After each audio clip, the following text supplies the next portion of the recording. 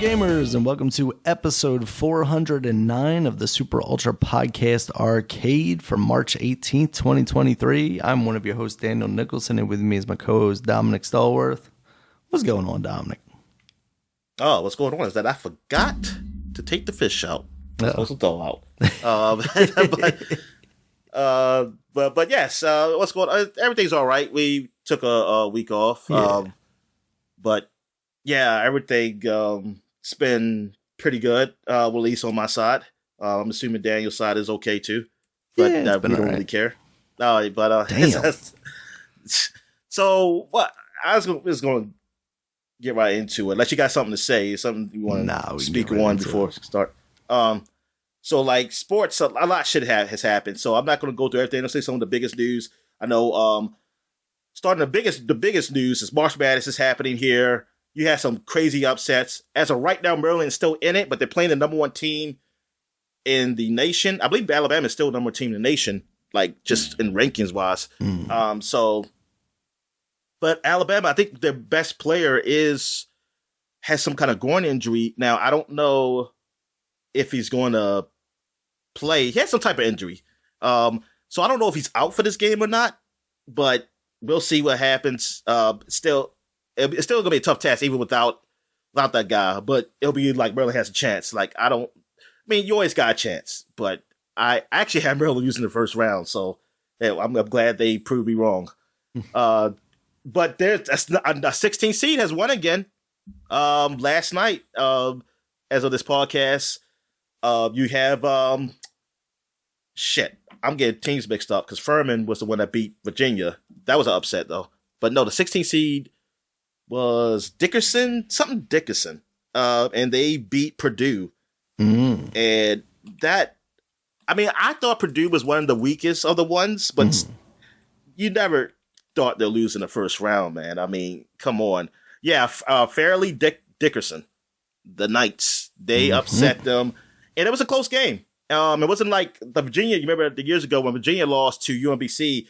UMBC had blown them out, so it was like, what the hell? This one was close, but but Dickerson, they held on, man, and they beat them, and this is the second time. So like, it's really showing how basketball parity in men's it's really there. Even though I will say a mid-major still hasn't won a championship. Yet, as far as like since my lifetime, anyway. Because I don't know what they even call them mid-majors back then. I don't know, but anyway, other smaller schools, they haven't won a championship, but you've seen a lot of upsets of the big schools. But it always seems like a big school still wins the actual championship. So I guess when but it looks like that's going to happen probably sooner than later, maybe. It's a good chance of that happening. In the years, either, I don't know, maybe this year, but I don't think so this year, but maybe sometime in the future. But it's just it's so hard to predict these games now, man. It's like you said, it's getting really hard to predict, man, because I can't imagine anybody having a bracket totally right now, unless you were just guessing, and you put anything down, or you got your computer to random generate one. They random generate. So what you're saying is the DraftKings sponsored SuperPod is the pot is going up, Dominic. Yeah, exactly. Oh man, gambling. It's crazy. And mention the gambling. Well, I'll get to it when you talk about your wrestling. Yeah. So anyway. So March Madness it's madness as it is. So what else we have here? We got in football, it's like people are traded or moved for free agents or moved places. People are traded or whatever. But I'm just going to talk about the big one. Aaron Rodgers looked like he's most likely going to the Jets.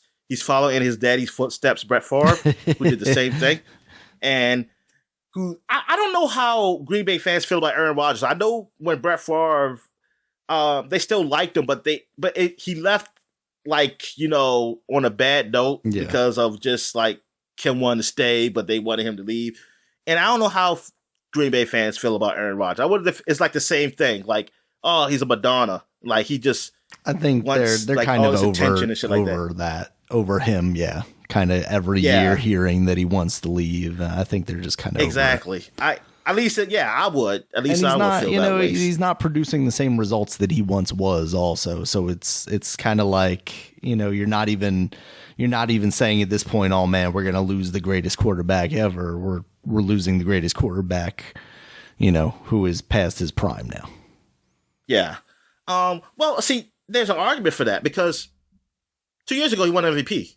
He won 2 years in a row, and last year now he had no receivers.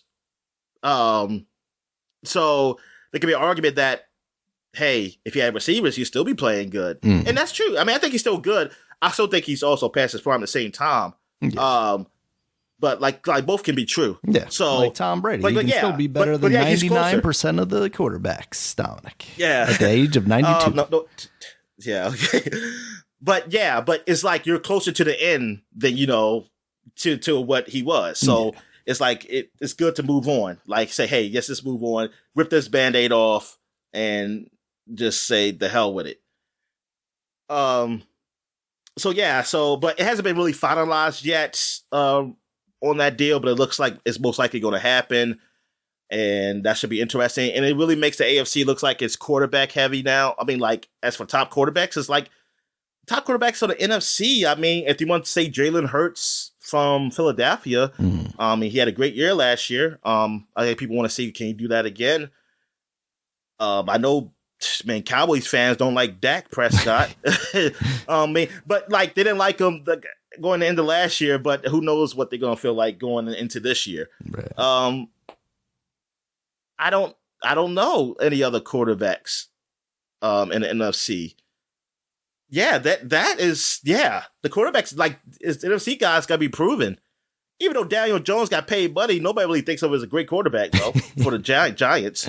Like, I'm still surprised he got paid that money, but whatever. Good for him. And of course, Lamar Jackson stuff is going. That's been in the news for Baltimore, so that sucks. That the situation is what it is. So we'll see what happens if he just stay with the franchise tag or will somebody pick him up. I guess we'll see. All right, that's it. I mean, you have baseball. I know the World Baseball Classic is going on, but I haven't been paying too much attention. I just know that a pitcher has gotten hurt on the was it Puerto Rico? I want to say because Puerto Rico beat Dominican. Yeah, Puerto Rico has a pitcher, like he's a closer for the Mets, and he's great. And I always loved his walk-on music. They play when he walk on. But he got hurt. But he got hurt as celebrating though. Oh Jesus! He didn't get hurt during the game. Like he got hurt just jumping up. It was just jumping up and down. Yeah. So it wasn't like it was like overzealous. And it was just a fluke accident, man. It was just like a freak accident. And I know some people say like, this is why they shouldn't. There are a few people. There are some people who say like they shouldn't play these games. But I was like, it didn't happen during the game though. Right. And like, so, I mean, the odds of that happening, like celebration, so small. It's a fluke. It's like it could have happened anywhere. So I'm not going to blame it on the World Baseball Classic and everything. And I mean, and I'm sorry, I just want to enjoy stuff. Like I want people to compete. It doesn't have to just be MLB. Like I like it that the world like teams play against each other. And if it gets to the point that because we're scared of getting injured, then fuck everything. Yeah. You know what? Just shouldn't play any games. Just play the game on the computer. Just play the video game against each other. Like, don't have a spring training. Don't do nothing. Don't work out. You just go on the fucking field and just play and see what happens. And just hope for the best. God damn. All right. So what? I think that's it. That's about it that I'm going to talk about. So any wrestling? Yeah, news? Real quick, we'll talk about so WWE, they're still going towards WrestleMania. Kind of the biggest thing happening there right now is still Cody Rhodes versus Roman Reigns, and the whatever's happening with the Bloodline Roman Reigns group with the Usos and Sami Zayn. Sounds like last night on SmackDown, Sami Zayn and Kevin Owens reunited, so it sounds like the plans of them facing the Usos at WrestleMania will definitely happen. as we get closer to that. The kind of big thing from AEW was they had Revolution 2 weekends ago. And that was their kind of one of the big 4 pay-per-views that they do. And that was a really good show. I enjoyed it quite a bit. Kind of the big thing that happened there was MJF defeating Daniel Bryan in a 60-minute Iron Man match. And I got to say, for that show having a 60-minute match, as well as, I think, 8 other matches on the card, or 7 other matches, and 1 on the pre-show, like, it was a pretty brisk show. Like, they didn't go past midnight like they typically do. So it felt like it was well paced out, and even that 60-minute match didn't feel like it was overly long. Like, obviously it was an hour. It was actually over an hour because they went into overtime because they were tied up at the end. But it definitely didn't feel like it. Like, it was pretty much nonstop action the entire time, and was quite entertaining. MJF, of course, being the young guy, the heel, cheated his way to victory over Bryan Danielson, but, that's the way it's going to go. Seems like Bryan Danielson might take some time off now. So that'll be good for him. They got other stuff planned. It seems like they're doing a 4 Pillars title match now, because when they started the company, there were basically like 4 of the younger talents that they showcased, and that's one of them is MJF. One is Darby Allin, Sammy Guevara, and then Jungle Boy, who is actually Luke Perry's son from 90210. So he is a wrestler, and he's pretty good. So it seems like they're leading up to a match between the 4 of them. That should be pretty entertaining. But I know you mentioned it, the kind of gambling stuff. What have you heard about this, Dominic? What is your take on this? Yeah, the only thing I read is that WWE's in talks with like the state regulators, basically, with the because everybody's now have DraftKings. But like a lot of states now they have legalized gambling. Yeah. So like DraftKings and FanDuel and I think MGM or something like that, Jamie Foxx or whatever. That's what I always fucking see. Commercial. Like they showing off like easy ways to gamble and lose your money and get addicted. Yep. So WWE wants to get on this. Yes, they do. And it's just that these are scripted matches. Yes, they are. And it's weird. Now you told me that in Vegas they do have that already. They do have some. I don't know what the extent is, because I guess obviously like gambling has been legal in Vegas for a very long time, so I guess that's part of it. Yeah, because they definitely have gambling on the outcomes of matches, so I don't know honestly why, if they're allowing it there, why wouldn't they allow it every other place, even though it's extremely stupid.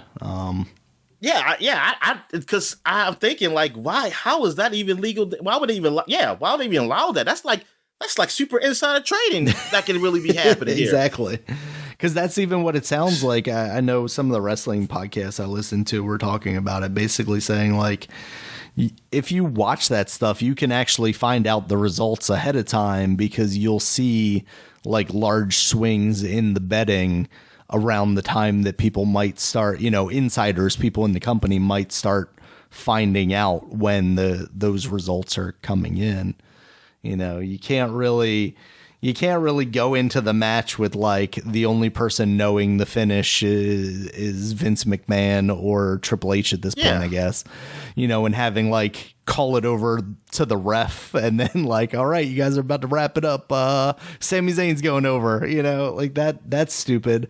I know there was even some talk of like from WWE's end of like, oh, we can verify the results or something like that. We can like write down the name of the winner and send it off to like Price Waterhouse or something, like it's the fucking Oscars. That is just like the most insane thing, because it's a live performance. Anything could happen. Like, honestly, it feels like it would be it would be more legit if it was like, all right, I'm gonna bet whether Sami Zayn's gonna break his ankle in this match or something like that, right? Yeah, like yeah, obviously that's awful. The odds are probably relatively low, but at least that's something that like he's not just gonna be like, all right, I'm fucking breaking my ankle for this money. Yeah, I mean, there might be some people out there that might be willing to do that, but Jesus. But like would a DraftKings or FanDuel even be willing to do that, knowing that inside training happened? Is that worth the money, right, to have that there? Like, would it be? I don't know. They do it for the NFL and the NBA, right, Dominic? Haha.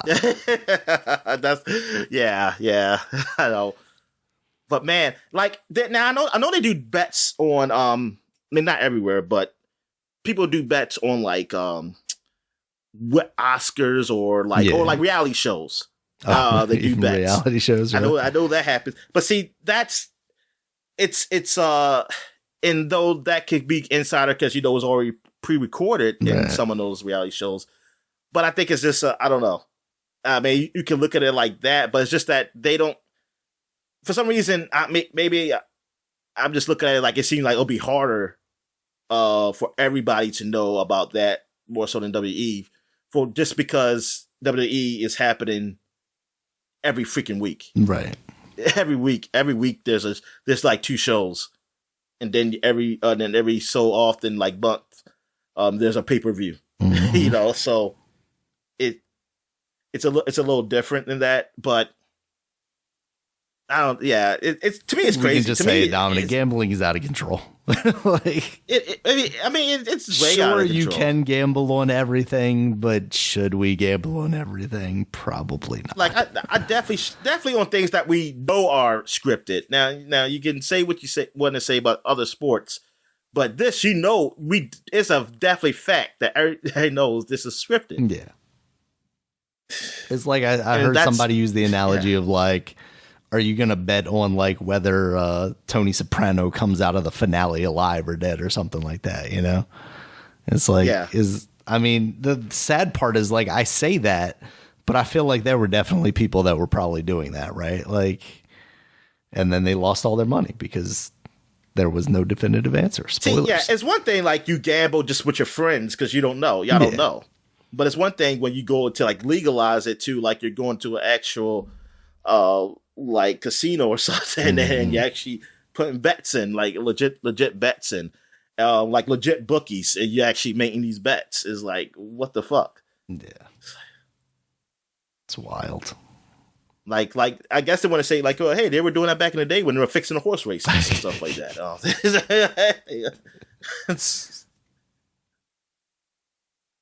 All right, so let's get right to it. We're going to what we've been watching. So. I started off. Okay. I've been watching South Park. So it's been like 2 South Parks since last time. We've been here because I don't think it's been South Park this week because I didn't see one. Gotcha. At least when I put it in. So it's been pretty funny. The first one was about the Japanese toilet, and that was pretty hilarious. It's like how it's like basically how a toilet paper industry is they shouldn't exist. Like we don't need toilet paper. Like it's a conspiracy that they're around and they trying to keep us around. We should get these Japanese toilets so we don't have to use it. And then the other show was about the chat GPT, which is where the AI generated like messages, like if you ask it a question or say like you want to write a letter, write a paper, or put a topic in, and it'll just AI generate a letter or like the answer to a question or like to whatever you put in. AI generates it, and it is kind of pretty comprehensive. At least in the best ones, because there's a lot of them, but you got Genie, which is I think is like one of the better ones.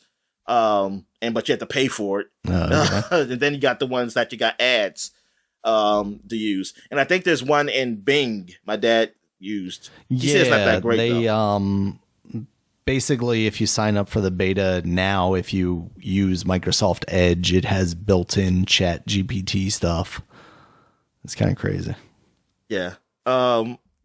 So it's yeah. I mean, I heard about it, so I was like, oh, I want to try it out. But no, but the show was about they were using it for. Well, Stan was using it for his girlfriend to answer her text because he would never answer her text. So he would copy what she said, and he'd just copy the answer to say like he texted. Because Clyde. I was getting confused. I think it's Clyde, but Clyde, because she was jealous of Clyde of Bebe. Bebe is Clyde's girlfriend, I guess now, and she was jealous because Clyde will always give these nice ass answers to text. But then, so when Stan asked him, he said, "Chat GPT, man." I said, "This is what he used." He said, and then you find out. I was just spoiling the show, but I don't care. Shit, fuck it. It was for them to cheat in class. Like that's what it started off as. Right. And then Clyde thought of that, and then he told Stan that to use it for that, and then, but Stan also did use it for the cheating class. He started hearing people have papers, getting papers done, and this so not something for the fourth graders. Like when they say, "Oh, this is a nice essay you wrote about the Industrial Revolution and how it changed things," like in this year to now. And then they talk about, then you knew Cartman cheated because it said, "Oh, this was a great essay about the feminist movement of the 1950s or something like that, and how it has progressed to today," something like that. It's like then Cartman's like, "Thank you, Mr. Thank you, Mr. Garrison." It's like he knew he cheated. It's like he ain't doing nothing with some damn feminists. But yeah, it was a good episode. It was funny.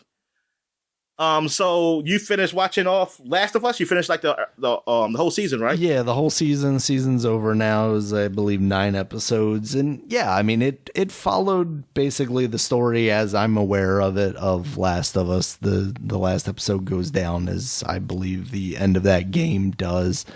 It really does? It actually goes through all the first game? Yeah. So obviously, like, I don't know how many events, go throughout the game leading up to the finale, but yeah, the end of this season is the end of that game. So I believe, I hope, they're talking about season 2 already. I hope they do the same thing with that as well and just, kind of cap that off. There's no need to. What's that? I would think they would just do do something between 2 and 1. Yeah. Yeah, because I mean, I will milk that horse, Daniel. I will milk that cow. I mean, don't give them ideas, especially because we know what happens relatively early into that second game, and I feel like they might want to have some of those characters around a little longer than that game does. But I don't know. I hope they treat it as kind of a mini series type thing and not this whole, long show, because they did a fantastic job with this season. Again, being remotely familiar with this property and not really knowing the intricacies of it and what stories kind of lie between as you're traveling across the country. But I think they've done a fantastic job of filling that stuff in for me, enough to keep me entertained, and then also hitting those large points of this story, hitting that finale. And, I want to see the season 2 now because I want to see what the repercussions of that are. I mean, I'm tangentially familiar with what happens in the second game, but not fully. And there have to be consequences for the decisions that Joel has made in that game and in this show. Because I don't know. I haven't gotten to kind of the discussions of the last episode really yet. But like, I wonder what people's thoughts on this are. I mean, obviously people have had thoughts about this because this game is old as shit, but like, to choose one person, whether it be your daughter or your kind of adopted daughter in the case of this story, like over potentially the entire world is just such a heavy thing, right? Like it. Yeah. So okay. So it does so spoiler alert. Yeah. Spoilers for the game. Spoilers for the show. Yeah. Yeah. Because the game is fairly new too, because they had the remake, remaster, whatever you want to call it. Yeah. So that's the thing. Like the arguments I saw, like on the Reddit space, that I read, was that the people who are okay with Joel doing this is that there is no guarantee that it would work. Sure. So why, so they'll be dumb. Like we don't know if they had to kill her to do this. We don't know if it will even work. But the whole point is there's a chance, though, right? Right. I mean, it's never a guarantee. Nothing's ever a guarantee. Right. What the fuck are you? And I thought that was a horrible excuse. Now, for the mindset of Joel doing it, I understand.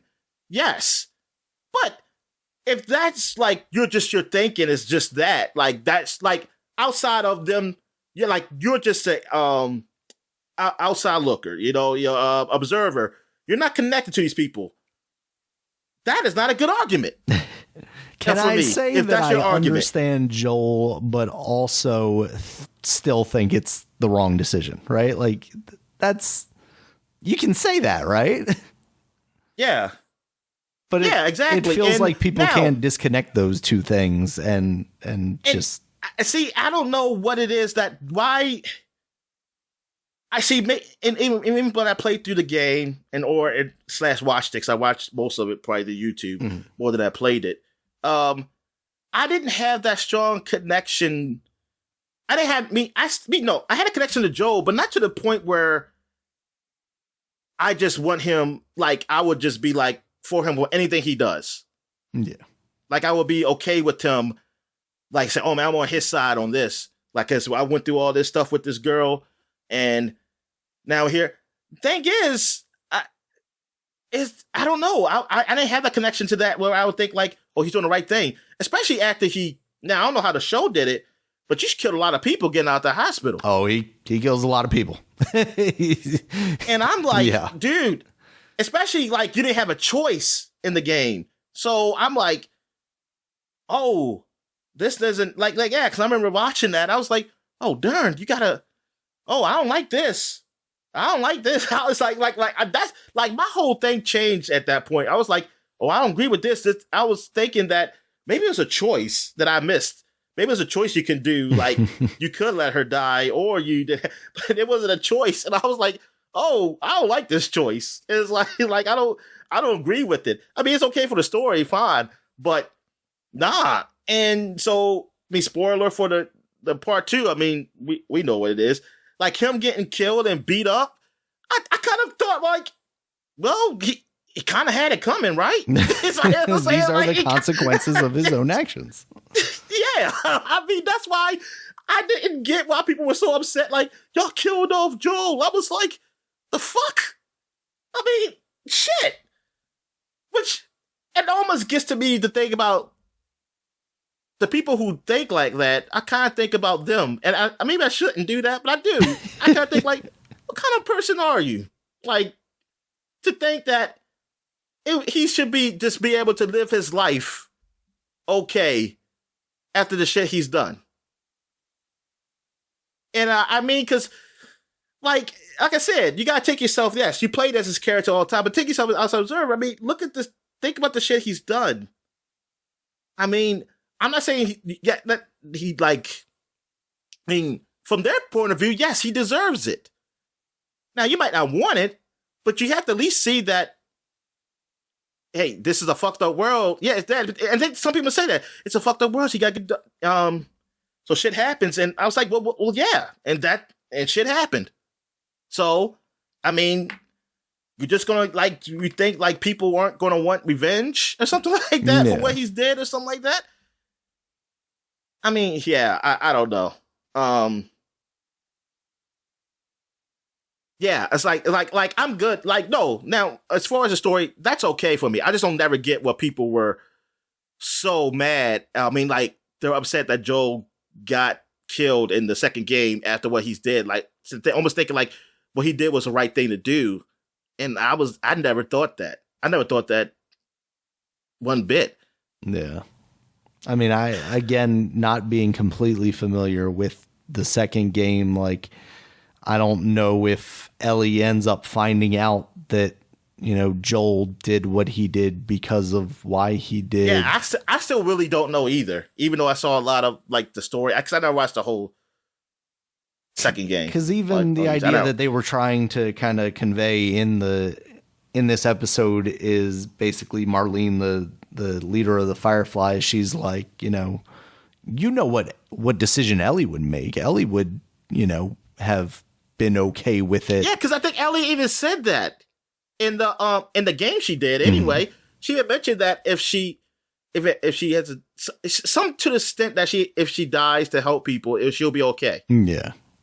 Yeah, and so the end of this episode, she definitely kind of questions what happened. She kind of wakes up in the back of Joel's car, and he lies to her about, they said it wasn't going to work or something, so we just had to get out of there because some raiders attacked or something like that. And she's definitely like, doesn't seem like she is into that answer. And then he kind of goes into this weird, like, basically turning her into his daughter, basically like, oh yeah, you and Sarah would be great friends. And just kind of this switch flipped in Joel that, like, now he realizes that he has his daughter back in a way, or, in a way. And it doesn't seem like she's really kind of into that. Like, she thought she was becoming almost an equal to him, saving his life at a certain point and stuff like that. And now she's like, oh, I'm just his child. Like, I don't know if I'm here for that's that. Something. So. I mean, like I said, I haven't played all two because two do have flashbacks. Okay. So, maybe they do go into something like that, because that definitely didn't seem like it happened at the end of the game about, like, him feeling like his daughter. But I think that's a good. I kind of like how they went with that. Yeah. No, I think probably, maybe they do too. Sorry, you can go. Oh no, sorry. I was saying maybe they do go on that too, because they do have flashbacks in that where you play between what happened when she was still a kid. Oh, okay. And stuff like that. Gotcha. Yeah, I think this first season was fantastic. I definitely want to see a second season. I don't know that I need any more than that. I mean, by the time the second season comes out, I don't know where they are with The Last of Us Part 3. It sounds like that is a thing that there's been talk of. And of course, it's, Sony and one of their biggest properties. Of course, there's going to at the very least be talk of a sequel to one of those. I don't know what the story is there to tell. I don't know how that second game ends. So we'll see. But yeah, I think this is fantastic. Daniel. What's that? It's going to be woke. It's going to be woke. It's going to be woke. That's all I know is it's going to be woke. I mean, this first season was very woke, Dominic. So, perfectly fine. All right. So I guess we get to what we've been playing. Yeah. So I'll start off. I've been playing some more Persona 3. Oh boy. I'm really getting into this, man. Like, now I'm in this world. Having fun. I definitely see the like how they really progress from this game to like 5, even though I haven't played 4. But I'm just saying, it's like 5. And now I understand, like, why the dude said he thinks 5 is the best, because, like, they really improved everything, like, from this game. Like, just look at this game, look at it 5. It's like, wow. I mean, it's like you see the elements of it. It's not like it's a totally different game, but darn, like, this game is closer to me to, like, if Persona 5 and Danganronpa smash together, and that's what this is. Because it reminds me, I have a lot of elements of Danganronpa with this. Like I said, like, you kind of just it's not a 3D. It's not really a 3D world. You're kind of just going. It's like 3D-ish world, but you're not moving in it.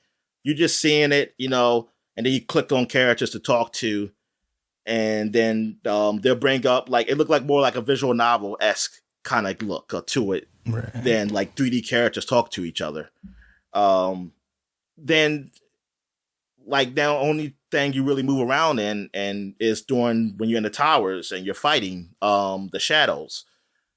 So that's what it feels like. It feels more like a Danganronpa-ish with that, and just with a lot more elements of interacting with people. Danganronpa had it, but you only can interact with people a certain amount of times before the day's over with. Which you know what? Yeah, I didn't know.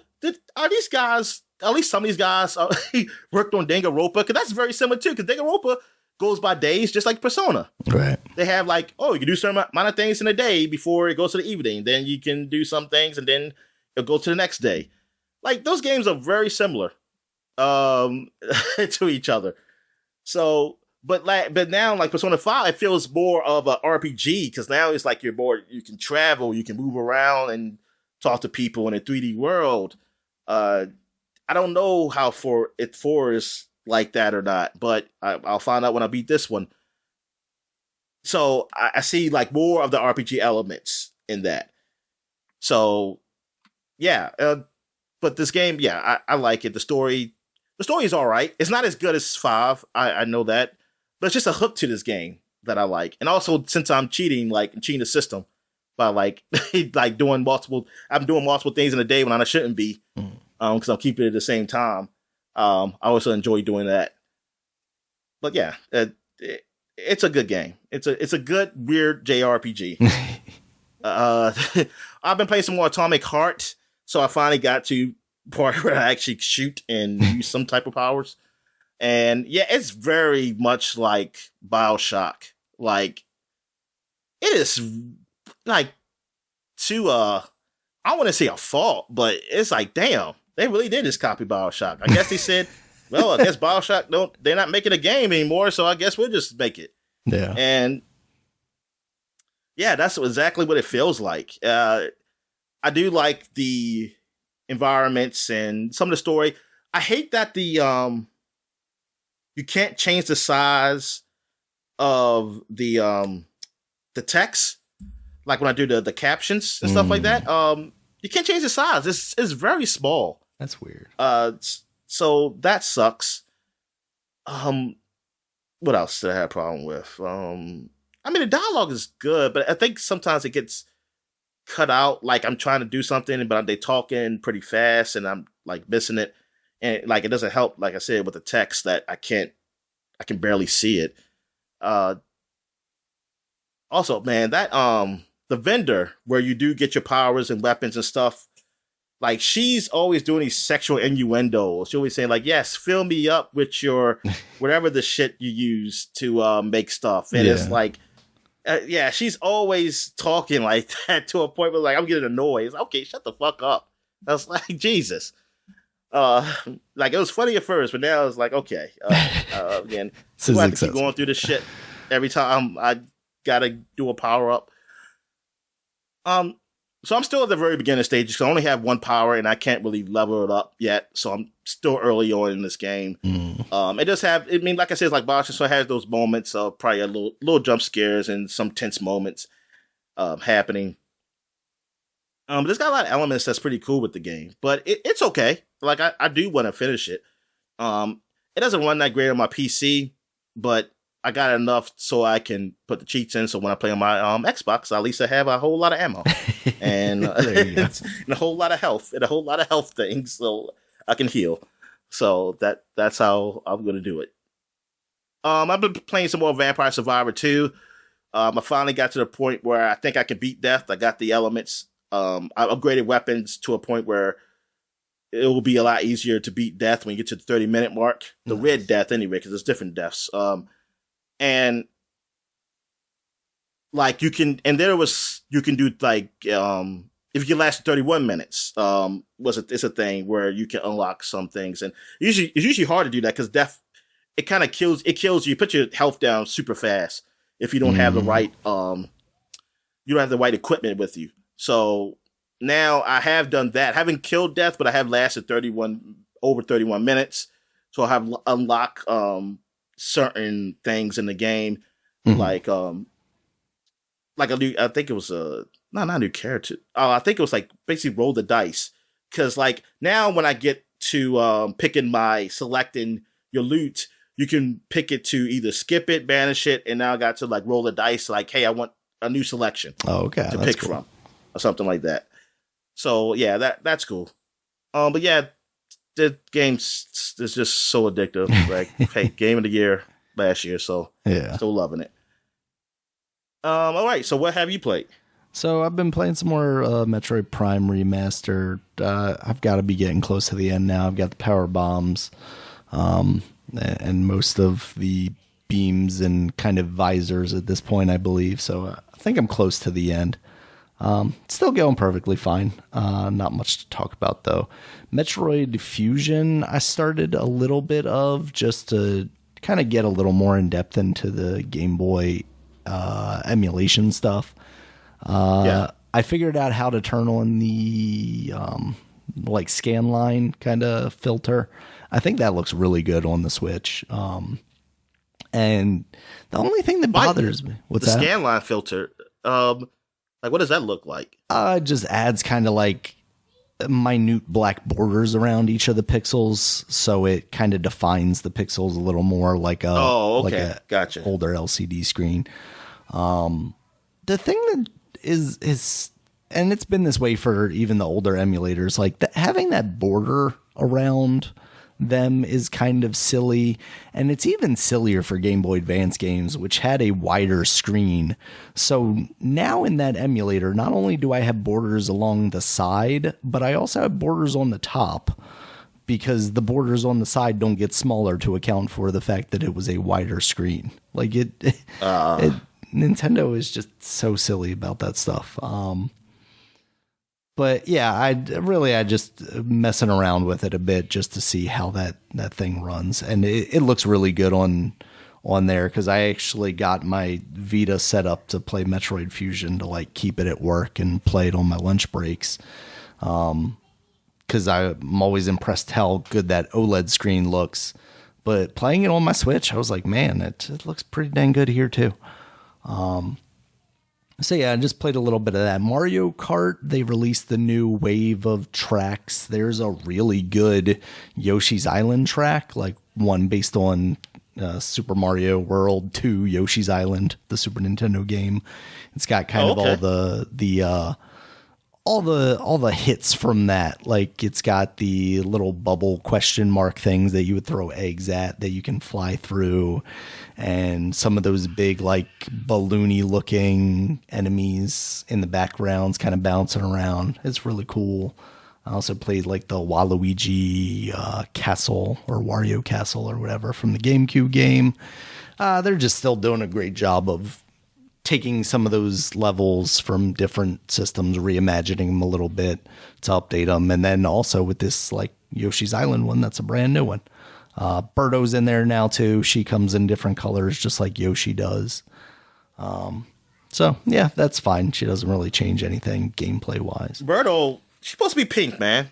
That's what she is. That was the weird thing when I selected her, like seeing that they had all the different colors. Cause yeah, I'm not really familiar with many different color Birdos. So yeah. I still don't know why she called Birdo. What's Birdo? She spits out bird eggs. She eats bird eggs and then she spits them out. So she's Birdo. Oh. I don't know. It's weird. And then the last thing I played, Dominic, was the Resident Evil 4 remake. There's a chainsaw demo out now for kind of everything that is coming out on PC, Xbox Series, and PlayStation 5. I played that on the PC, so I've recorded that, and there's a little bit of stuttering at the beginning, but it kind of works itself out. It seems like for the most part the demo felt pretty smooth. I didn't have it like blasted up to the top or anything, but it looks really good. maybe to a fault, because man, this game was definitely pressing on my nerves a little bit. It's tense, and it feels like I don't know if they've just kind of tweaked it enough to make it feel a little bit more survival horror-y or not, less action, because basically the demo is kind of the same one that they released for the GameCube back in the day, which is the beginning village. The first part where you're basically trying to survive this entire village of these infected people coming after you, and eventually this chainsaw guy comes after you, who is very difficult to take down. And then after, I think it's like somewhere between 3 and 5 minutes, the church bell rings, and then everybody stops attacking you, and then they wander off to do whatever, and that's where the demo ends. But in this, it felt like my shots were not really taking these people down. So I've got this entire village of people coming after me. I've got very limited amounts of ammo, and I just found myself to a point where I'm just running around in circles trying to get into houses and jump onto roofs and whatnot to avoid everybody, because I was very low health. I had used all my ammo, and my knife had broken because I had used that as like a counter at some point too, because I think the previous remakes did something similar to that, where it's like you can use your knife as a melee thing, but you can also use it as like a counter if you get grabbed by somebody, and if you do that, it wears down and then eventually breaks. But yeah, visually it looks incredible. Gameplay, it feels like Resident Evil 4. There's some kind of cool stuff, and I can't remember if this was in the old Resident Evil 4 or not, but like you can go through this barn and there's a cow in there, and you can actually like hit the lamp that's in it, and then the cow catches on fire and then runs around the environment catching the infected people on fire. It's really crazy, but just how good it looks, how intense that moment is. It's like, oh, this is bordering on like, what's the one in the swamp? Is that 7? Or, because 8's the newest one, right? You still there, Dominic? Yes. Yeah, I'm sorry. Yes. 8. Yeah, 8. It's the newest one. Yes. 8's the newest one. So 7, yeah. Like trying to play 7 and just being like creeped out to the point where it's like, this game is cool, but I don't know if I want to play any more of that.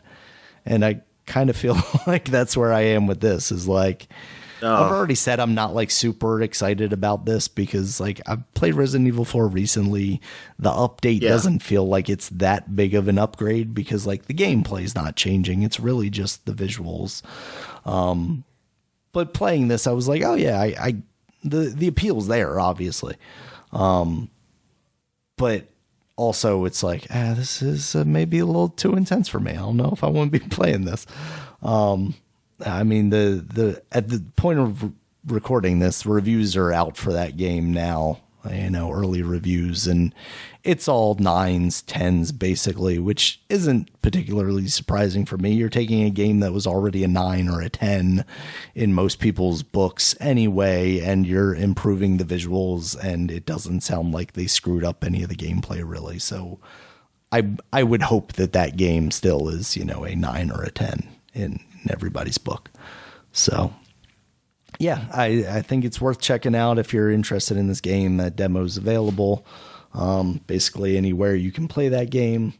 Give it a try, but it's definitely intense, and there's some kind of secret stuff in there too. There's a different gun that you can actually find.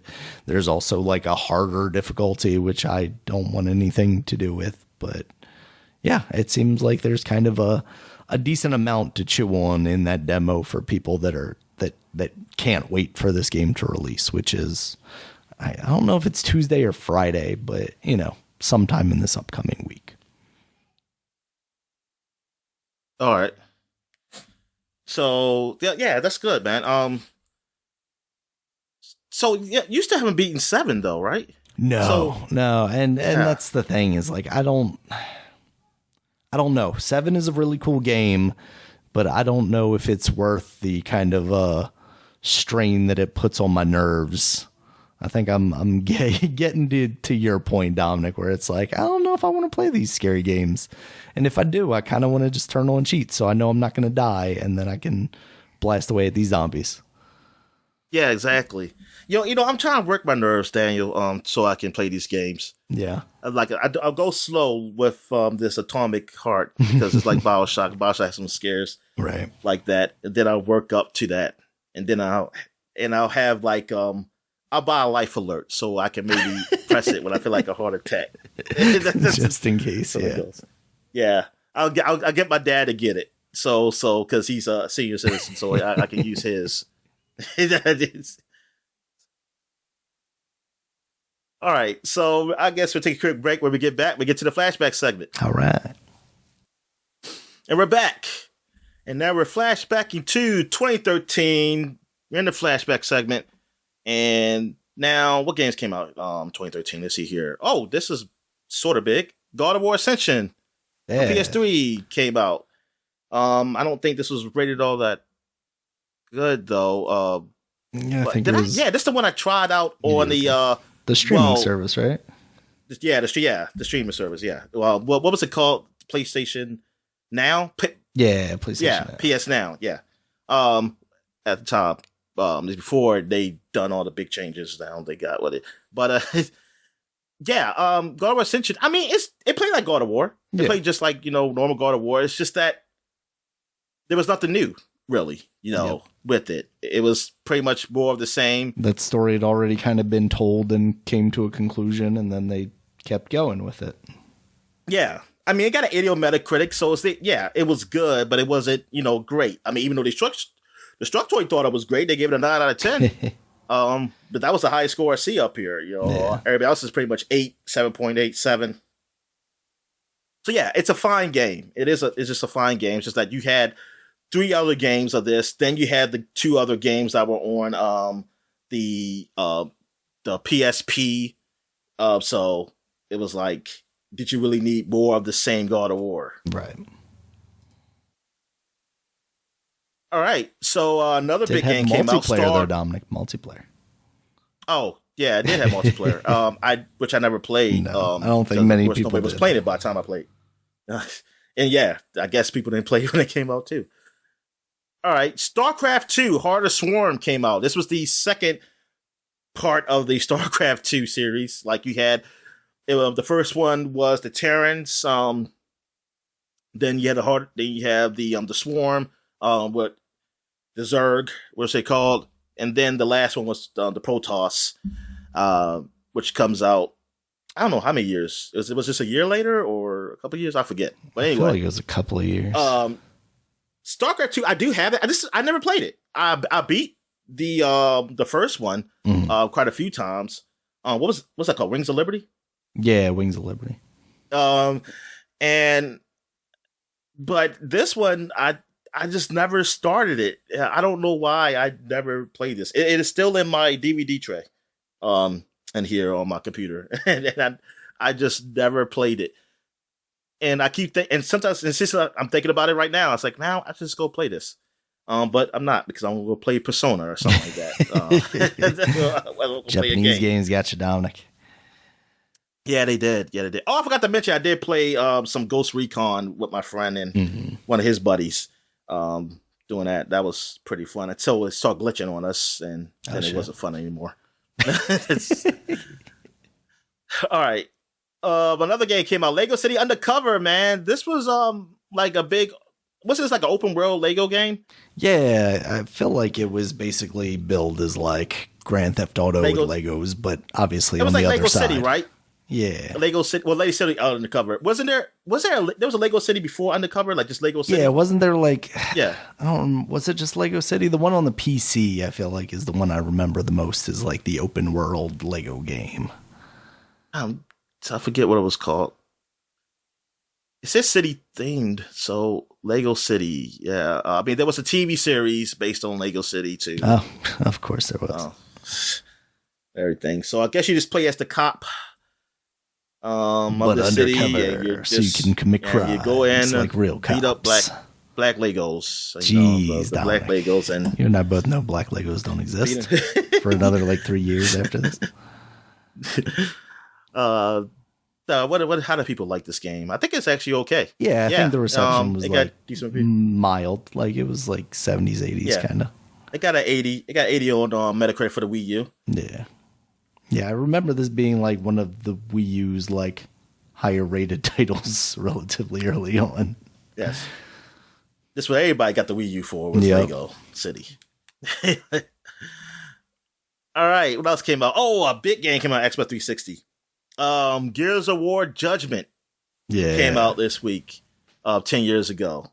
This was, I remember my friends, we all got it at the same time, and we played together, and we realized, okay, this is totally different. And I mean, not totally different, but it was different. It's like we only could carry like 2 weapons. Yeah, like you don't carry the 3 like 2 weapons plus a pistol.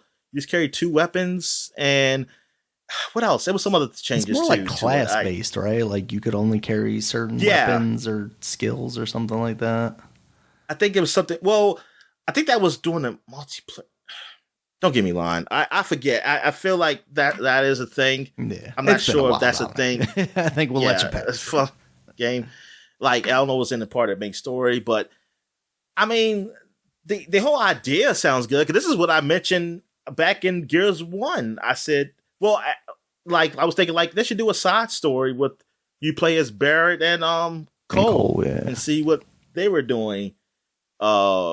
Some missions, and this is kind of what that was. Except for it's like in the past when they were younger, but also it did have a mission where it was in 3, and you played as Barrett and Cole and 2 other guys.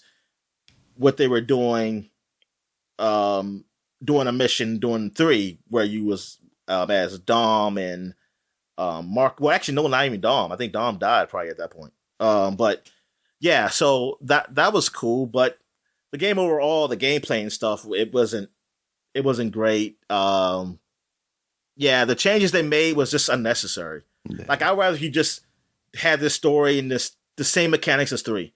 I mean, people would have still gave it say some bad things about it, saying like, oh, this is just the same game or something. But at least 3 plays better than than Judgment. That's the thing.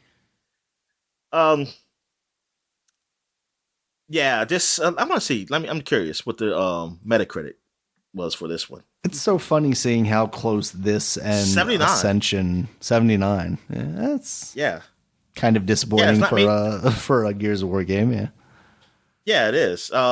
Even though Destructoid loved the game, they gave it a 9 out of 10. Also, just like Gears of War Ascension. Interesting. And IGN gave it a 9.2. Oh, Giant Ball gave it a 3 out of 5. Most of everything I see is 8s or 7s. Yeah, over Joystick gave it a 4.5. So there's some people who like really liked it. Me, I was a little disappointed. I mean, I still had fun, honestly, because I was playing with friends and stuff. And I mean, I still like shooting locusts, But compared to the other 2 games, it was a disappointment. Yeah, it's just so crazy. Like seeing this and Ascension come out within a week of each other, both being like the 4th game that kind of felt like it was, coming in after the series had overstayed its welcome a little bit before we had moved on to the next generation. That's kind of weird. Yeah, you know what? That's exactly. So God of War did a big change. From theirs compared to Gears. All right.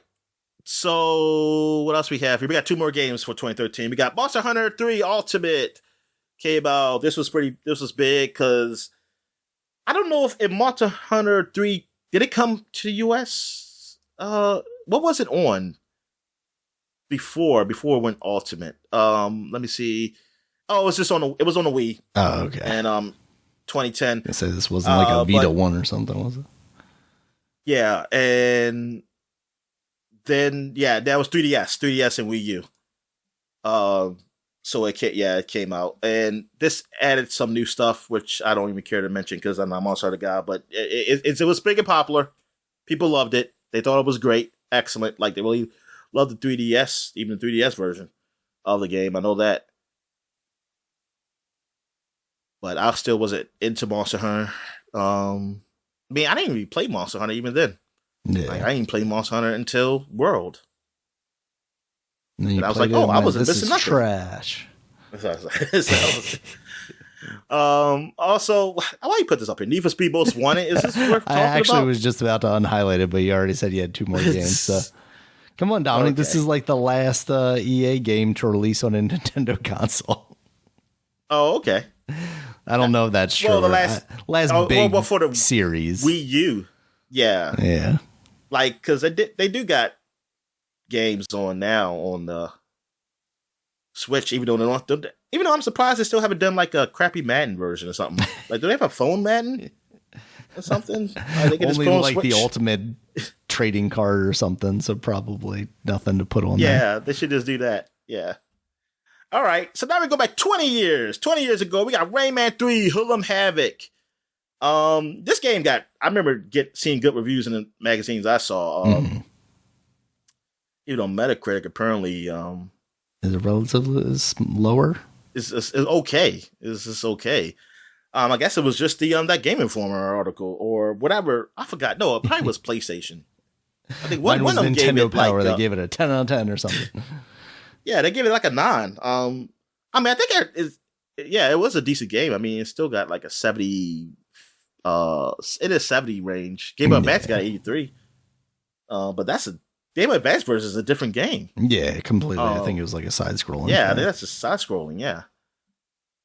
I wonder what a lot of people how on this like Rayman 2 and have received generally positive reviews. Oh, they don't go into details here or anything. But yeah, this was the third Rayman game. This is basically the last of the 3D Rayman games until they start doing Rabbids, and then they did the Rayman Legend stuff, or like the cartoon stuff. I mean, let's say cartoons, but the side-scrolling. Yeah, those were very good. Game. Yeah, those are great multiplayer ones, but they're not online multiplayer, which I do not.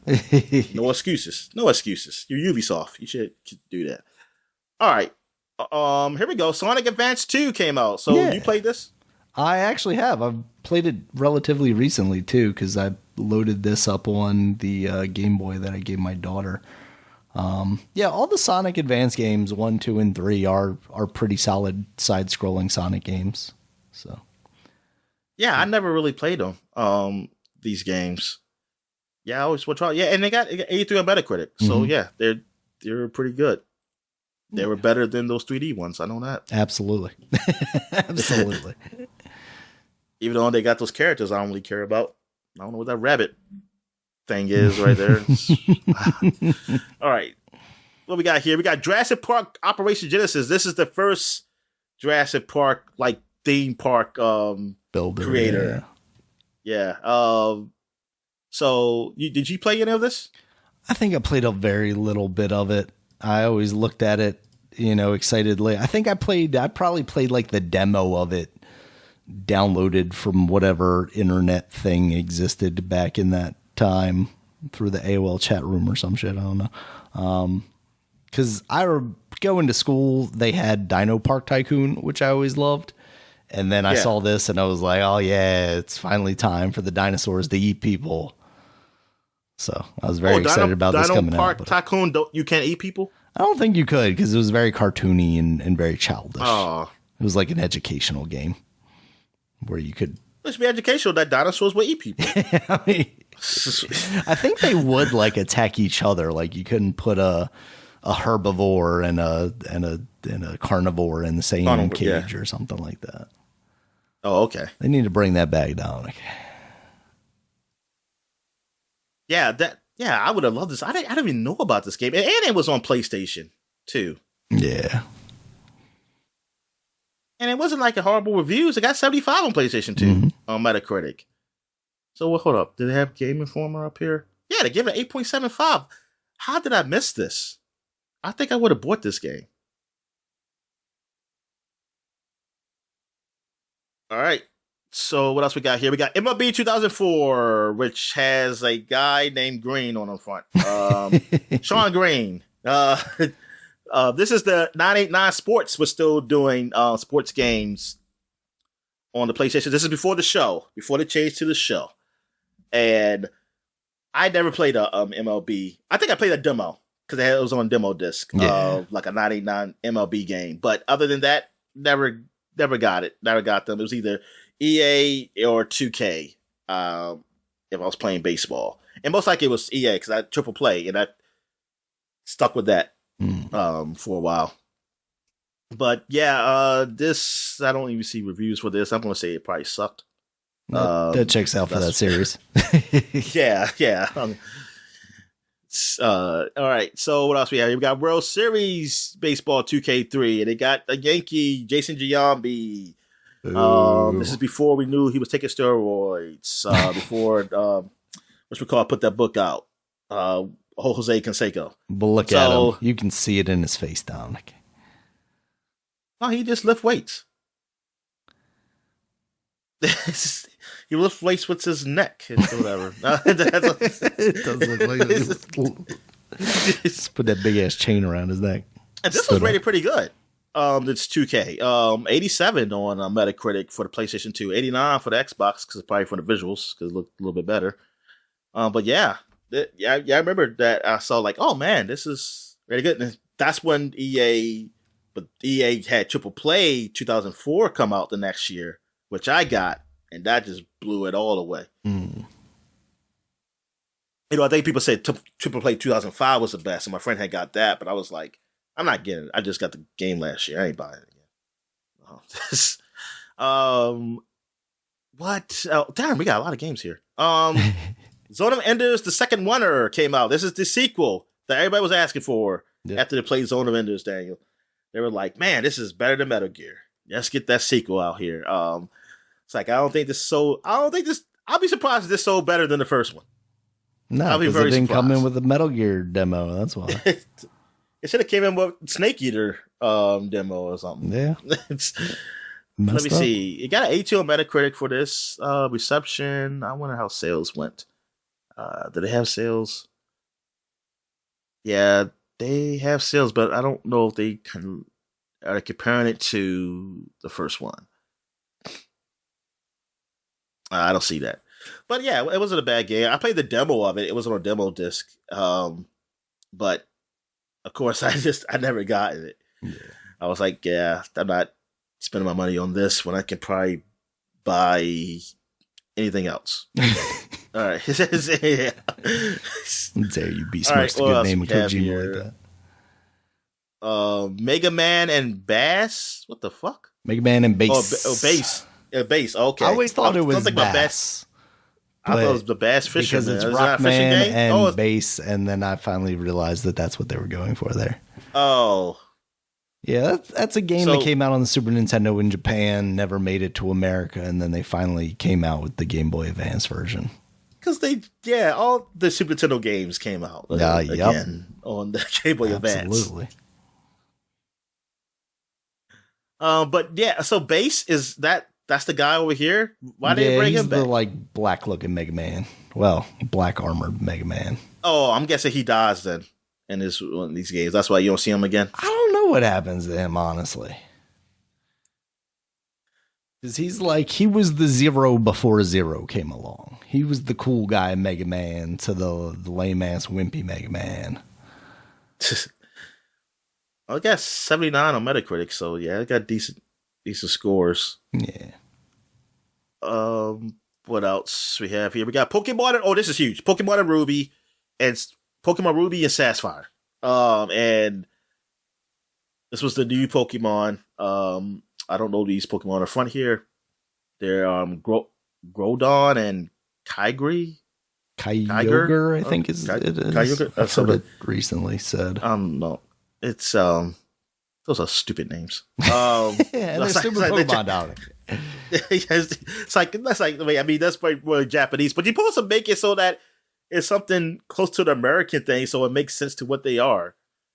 Yeah, that should be Raynadon and Armadillon or something.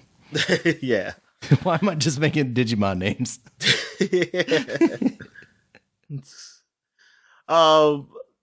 This one, I think. What is it? You have the green one of this, right? Yeah, I definitely had Emerald. Emerald. Was Emerald? Yeah. Think, okay, that was I part of this series. series. I think I might have had Ruby. Oh, okay. So that's what I played. I played Emerald. So that's the only thing I played from this series. And they got an 82 on Metacritic because Pokemon didn't really change much. No. Like, what was the big difference in this one? I'm trying to think if this is where they added like multi-Pokemon battles or something like that. So yeah, the gameplay is mostly unchanged for previous games. The players control a main character from an overhead perspective, and controls are largely the same as previous. And blah blah. Also, like the predecessor games, main subplot involves a player defeating a criminal organization. New features is double battles. Okay, this is what they do to double battles. And 135 new Pokemon were added. 135. They couldn't just do like 50 and just save some for another one.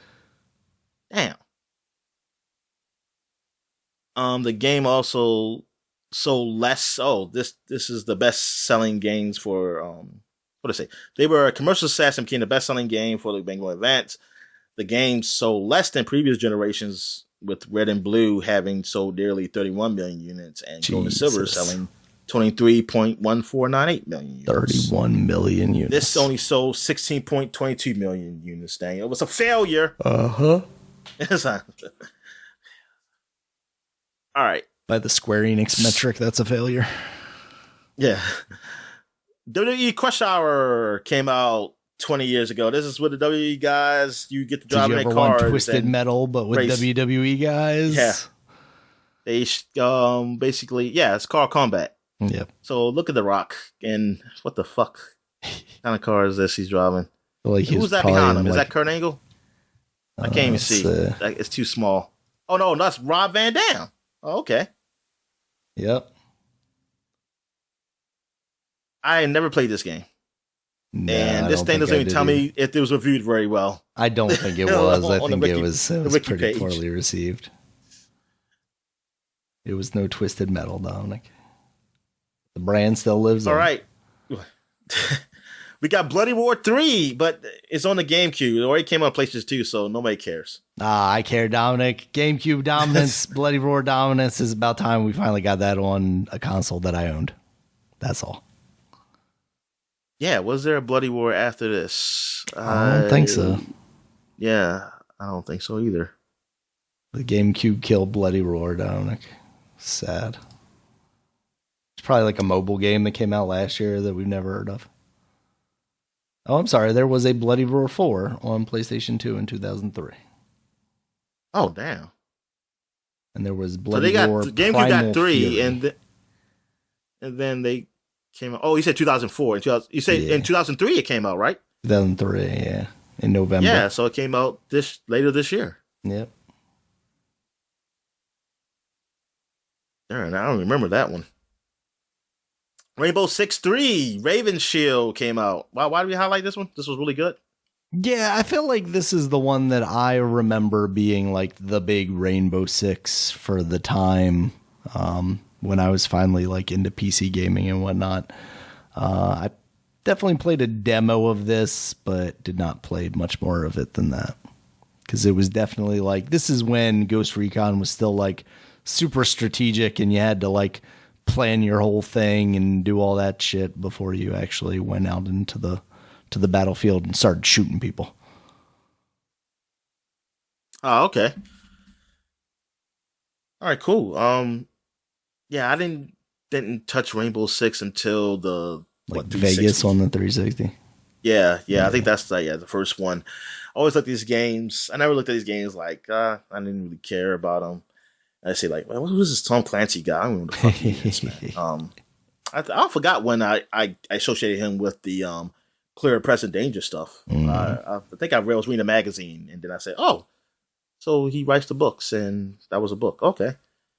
And then it wasn't until Splinter Cell, because people were saying like Tom Clancy done nothing with Splinter Cell. It's just His name is up there. Yeah. And then that's why I looked up. Then you're like, wait, what does he do? He's not the game developer? Yeah, exactly. That's what I was thinking. I was like, oh, I thought it was Sid Meier, Tom Clancy. Sid Meier, yeah. Like Sid Meier, Sid's Golf or something like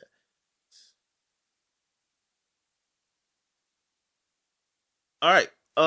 And that's it. Oh no, that's it for 20 years ago. Now we're going 30 years ago. We got a couple games. We got a game called Metal Max 2. Now, I never really heard of Metal Max, but apparently it's I think he's a character that's part of like the Metal Slug series. Like they're same thing. Now, I don't know if like the gameplay's different. Maybe it's, but it was I mean, fairly popular. I'm gonna say super popular, but Metal Slug is popular. It's still going. So, yeah, one of these days that turn-based one will come out. Yeah. Oh yeah, that's right. I totally forgot about that one. But yeah, and it got re-released later on. I think it was on Virtual Console, and I think it came out for the Game Boy Advance in 2003. So we'll probably be seeing it again, like up here. Ogre. Now this is a big one. Ogre Battle. This is a strategy game, but people have been talking about like to this day. They had sequels, but it was like early Japanese strategy, like RPG game. I know, like I hear people talk about it. I never played it, but I played games, and it probably most likely were inspired by this game. Because there's a game I played on Game Gear, I remember, and it was kind of like strategy like. But this was always said to be like the better one, and came on Super Nintendo. I don't know when did it finally come. Like this came out before Final Fantasy Tactics, right?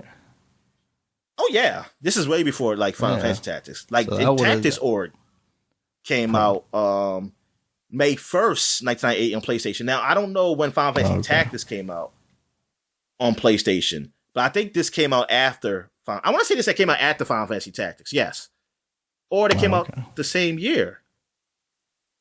Because Final Fantasy Tactics came out after Final Fantasy 7, right? And Final Fantasy 7 came out in. I don't remember.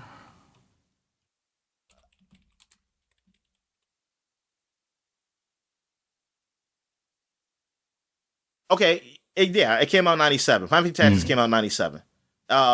Well, actually, I don't know what month Final Fantasy 7 came out. Shit, when did it come out? Because it came out that same year. Because I think I saw that too. I was like, oh, this ain't no Final Fantasy 7. When I saw Final Fantasy Tactics, I saw how it looked. January 31st, apparently. Say that again? That is January 31st. Oh, okay. For Final Fantasy 7. Yeah, so this came out probably a little after then. And Ogre Battle Tactics, I guess they came out, they saw the popularity and said like, oh man, this is our shit. I mean, what the fuck? So Final Fantasy trying to take our trying to take over the genre and shit. But yeah, I remember because when I saw reviews for Ogre Battle Tactics, they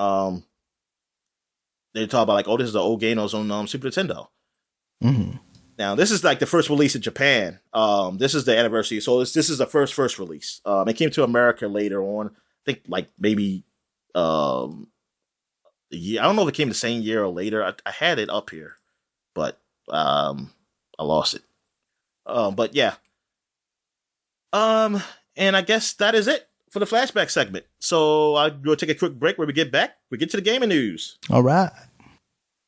And we're back. So let's get to the gaming news. So what have you been missing there? All right, Dominic, a couple of things. A lot of them are release date related. We found out a couple of dates on some games. But first up, we got the release date for Ghostwire Tokyo for the Xbox that is coming and will be debuting on Game Pass on April 12th. This is a game that I admittedly kind of forgot hadn't already come out on Xbox because, it came out for PlayStation. People were kind of excited leading up to it. Then it came out and it kind of disappeared pretty quickly. And then, from there, it's just really been off a lot of people's radar because it's been such kind of it doesn't seem like that great a game. Yeah, it was okay. Yeah. Because you didn't beat that game, right? But you played it. No, but I played a lot right? of it. Yeah. Yeah, I played it. Yeah.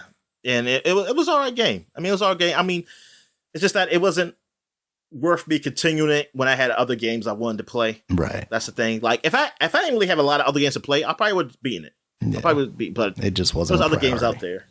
Yeah, exactly. I get you. Yeah. Speaking of priorities, Dominic, Persona 5, they want to grab you again because they're coming out with a spin-off game called Persona 5 The Phantom X. Yeah, what do you think, Dominic? Are you excited? Spin-off game? Until I saw mobile, and until I saw people saying it's a gotcha game. Yeah, they're trying to see there's going to be a gotcha mechanics in there. Because, well, first I was hoping, I saw mobile, I was upset, but then I was like, if it's a full game, yeah, fine. But then they said, oh, somebody said gotcha. I said, what? This is going to be free to play? Even better. Now you can get in free to play, Dominic. See, I don't know. Oh, like so the gotcha stuff, I don't understand necessarily what that even means. Because I know that... I thought it meant it got you. I mean, I guess I get that, but like... You know, it's what's the big game that's a gotcha game? The one that still does well, the anime one that was supposed to be like Zelda, and everybody was like, "Oh my god, this is Zelda!" And then it came out. Genshin Impact. Yeah, Genshin Impact. Yeah, like from most of what I hear about that game, like the pay stuff is not that intrusive in your experience. Yeah, like obviously that you can. One. Yeah, I thought that was an outlier though, but okay. Yeah, I mean maybe it probably is, but I mean I don't know. I mean because I don't play these games a lot, so that's why when you told me that about that game, I was just thinking like, oh, that's pretty cool. I wish all the games were like that. Yeah. So maybe this one will be like that, Dominic. Yeah. If you're in China, they'll make you can buy try like that personas. Like I say, oh, you gotta just keep this persona, which is it's good against some other personas, but it's bad against others. So you don't have the weaknesses, for something. Yeah. Because it looks good, like graphically, like it does damn good. I mean, we know phone games can look great now. I mean, because the phones are so powerful. But it's and like, especially something simplistic with that anime style. Why isn't this on the PC or consoles or something, man? Yeah. What? Don't you own a phone, Dominic? Yeah. So I mean, hopefully they do that. I mean, maybe they will. Maybe it'll come out later on. Yeah, on the PC. Because the funny thing is, like, this will come out and be great and not be intrusive, just like Genshin Impact. But just simply by it being on the phone, you'll probably still never play it. Yeah. So that's the thing. If I had two phones, I probably would. I think it's just my mindset on that. I like the phone is not meant for me to game. Only if I'm like waiting in line somewhere. But when I'm waiting for line, I don't play a game long enough to game. Well, that too, but I'm just saying if I have to wait. Yeah. But I don't want to play a game like that. I usually want to play a quick, like the Marvel Snap or something like that, like something quick or something. Not where I'm busy, like really looking at my phone like that. That's always been kind of uncomfortable for me standing up doing that. But yeah. Yeah, I hope it's a decent game and that it eventually comes out later on everything else. Because some of these mobile games do. It's not they don't stay on mobile. They still say like, hey, we can still get money from these people on these other systems too.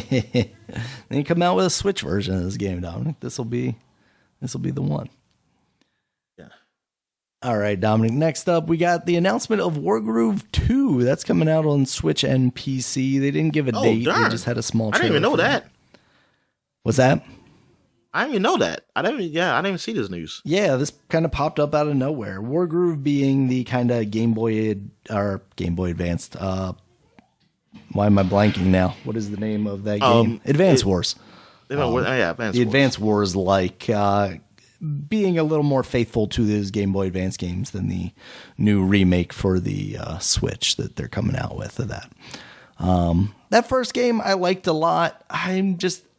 I don't know if I think I've moved away from games with more complicated mechanics as I've gotten older and had less time to play video games. I'm getting to the point where I realize I just want to come in, press some buttons, shoot some things, slash at some things, and I don't want to do a lot of reading. I don't want to do a lot of figuring out how this counters this and that.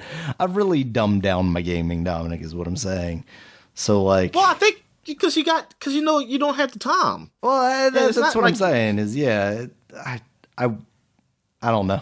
I've just become a lot dumber too. I mean, I'm the same way. I mean, the games I play I would call them very complicated, but like I do want I'll be looking at games like Total War and stuff like that. I'm like, man, because like I download like the remastered one because I say, at least I can run on my PC more so than the freaking Warhammer one. But then I'm like, oh man, I gotta go through all that. Or like when I'm gonna play Civilization again. And it's like, it takes I mean, every now and then I go on the one on my Switch. But I'm just doing a little bit at a time and something like that. But it's just, going through all that stuff, man. Like just doing like I used to. Yeah. Yeah, I just can't. I can't do that now. Like I wait till I retire. That's what I'm hoping for, Dominic. Hope that time opens right back up once I retire. When I'm 92. Yeah, exactly. And I'm emulating Wargroove 2 on, whatever the latest greatest thing is. Here I am playing like 30-year-old games. In your wheelchair. Dominic, like your wheelchair. Next up, got a little City Skylines. Speaking of complicated games, City Skylines 2 has been announced. Supposed to come out this year. No specific release date given. What do you think? How long has City Skylines at least been out? The first one. It seems like it's been out for a while. It's been a while, yeah. Because that one came out. Are they even making any other Cities games anymore? I don't know. I mean, they did that VR one, at least, so that's something, I guess. No, but that's still Skylines. I mean, like, you remember there used to be a whole bunch of Cities games, and then Skylines was like the big one. Let's see. Let's look up the Cities like Cities series. Big XL, and stuff like that, and Cities BXL. Something like that. Let's see. They don't have a series thing that I can find here. I was hoping they would just have like a Cities wiki that lists all the releases for it, but I can't. Now I'm thinking like they were in all the same companies now. Well, let's see. Paradox Interactive did this, so let's see what their games looks like. Which I also can't find easily. Let's see. Where's the video games list of Paradox video games? Wait a minute. Did Microsoft buy Paradox? Is that the one that they bought? I don't know. Let's go back here. Let's see. Intellectual property acquisition. Paradox purchased White Wolf. Doesn't look like it. No. Okay. I think we're thinking of something else. I can't remember the one. But yeah, it looks like Paradox Interactive did Cities in Motion, Cities XL, like you said, Cities Skylines. So, Cities in Motion with all those buses and trains. So yeah, City Skylines too. That's pretty cool. They're finally doing something with that. And then this is kind of the big one that we missed by not recording last week, Dominic. Starfield actually released. They released a new trailer. At the end of that, they announced the release date of it, September 6th. That, of course, is outside of that 12-month window that they gave themselves, or was it 6 months, 12 months? I think it's 12 months that they gave themselves at like last E3 when Microsoft said, all the things that we're showing off will come within that time. How big a hurt is this, Dominic? What do you think? Is this like they need the time, so give them the time, or you were really hoping they had something bigger for the end of the year and, maybe they still do. It's like September's not the end of the year. It feels like they still need something to fill in that space. What do you think? Yeah, I mean, it's disappointing. I mean, yeah, get the game done, but I really thought it was at least a little earlier. Yeah. And Now, what is, is there something else coming at the end of the year, or what was going to be coming out at the end of the year? Right. Or what got pushed back? There's something else get pushed back to fill that space in, right? Yeah. But that is disappointing. That is that far off. It feels like it's a year later then. Like, it felt like, because I would have had this game last year, like I felt like I would have had around that time. So, yeah, darn. Like, this generation is really starting super late, isn't it? Kicking off the launch of these consoles 3 years after the fact. Yeah, man. Yeah, and this last one, this is a story being reported by Bloomberg. There's nothing official yet, but following the kind of PlayStation Direct showing off Suicide Squad Kill the Justice League, it sounds like that game may be getting delayed. Currently, it is still scheduled for May 26th, which, as you and I know, is only like 2 months away, Dominic. So if they're going to delay this game, they should probably announce that pretty soon. Because the Bloomberg article doesn't specify really outside of like later this year, but I've heard some further talk from some people that seemingly usually know some of this stuff. One of the sources, Jeff Grubb, he is a reporter that currently works for Giant Bomb. He does a podcast every day about kind of the latest news and rumor stuff. And he said from what he's heard that it may be delayed into 2024. Now, the crazy thing about that is like a lot of the pushback when we saw this was over kind of the live service stuff, right? The destiny of it all, if you will. But even if you delay it into 2024, that's not something that's fundamentally going to change. That is the structure of that game. And it sounds like even that's the talk around this, is like the delay is not going to change that fundamental fact about this game. So what do you think they could do to actually improve the perception of this game, even if given a year? Or are they just delaying the inevitable by pushing it out that far? I think they delayed the inevitable. It may be even worse if they delay it and it's still the same as we thought it was going to be. Yeah, that's I'm right there with you. I think the interest is going to go down. Mm-hmm. Yeah, because we're talking about this being further and further away from the most recent movie, even. Not that they're really going for that necessarily. I mean, obviously, like Harley has kind of the vibe of the Margot Robbie one. Yeah, and then and Deadshot. Deadshot is black, so come on. He's not black in the garments. Yeah, so obviously they're trying to kind of tie themselves to the movie without committing to it because, you know, people have feelings on even the second movie. But yeah, it feels like if that game is in a state that it could be released, it would probably be better to release it and move on.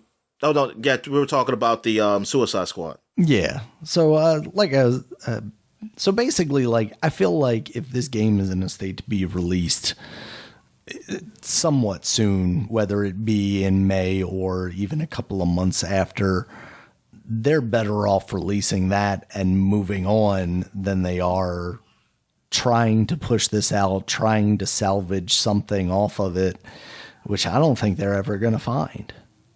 Yeah, I think it's either going to grab people just what it is, or I think it's going to be worse. Yeah. If it's like, look, if the game is done, like, it's put it out. I think they need to put it out. Yeah. Like, I don't see it getting better holding it. No, not if they're not trying to changing. Just change something now. Yeah, and try to change something now.